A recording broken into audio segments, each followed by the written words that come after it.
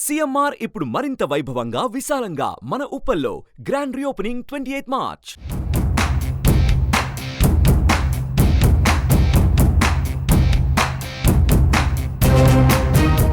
తెలంగాణలో phone tapping చర్చనీయాంశంగా మారింది. ఫోన్ ట్యాపింగ్ పై బీజేపీ జాతీయ ప్రధాన కార్యదర్శి ఎంపీ బండి సంజయ్ తీవ్ర ఆరోపణలు చేశారు.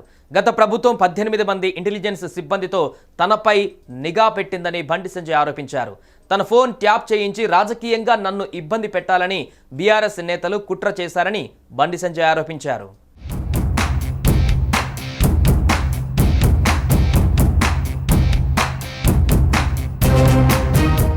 హైదరాబాద్లో పాత బస్తీ అలియాబాద్కు చెందిన బీజేపీ సీనియర్ నేత పొన్న సుదర్శన్ అనారోగ్యంతో బాధపడుతుండటంతో ఆయనను మంగళవారం రాత్రి బండి సంజయ్ పరామర్శించారు.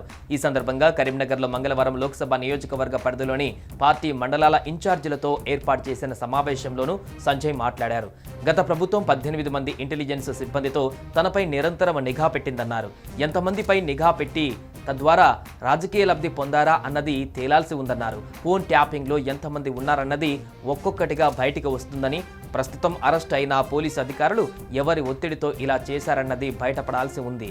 కాళేశ్వరంపై కాంగ్రెస్ సర్కార్ విచారణ పేరుతో సాగదీస్తుండగా 6 గ్యారంటీల అమలుపై కాంగ్రెస్ ప్రభుత్వాన్ని బీజేపీ నిలదీయడం లేదన్నారు. మంత్రి పొన్నం ప్రభాకర్, కేటీఆర్ కలిసి తనను ఓడించడానికి కుట్రలు చేస్తున్నారని ఆరోపించారు. రాష్ట్ర ఖజానా ఖాళీ అయ్యిందని, ఎన్నికల తర్వాత ఉద్యోగులకు వేతనాలు ఇవ్వడమే గగనమవుతుందని ఆరోపించారు.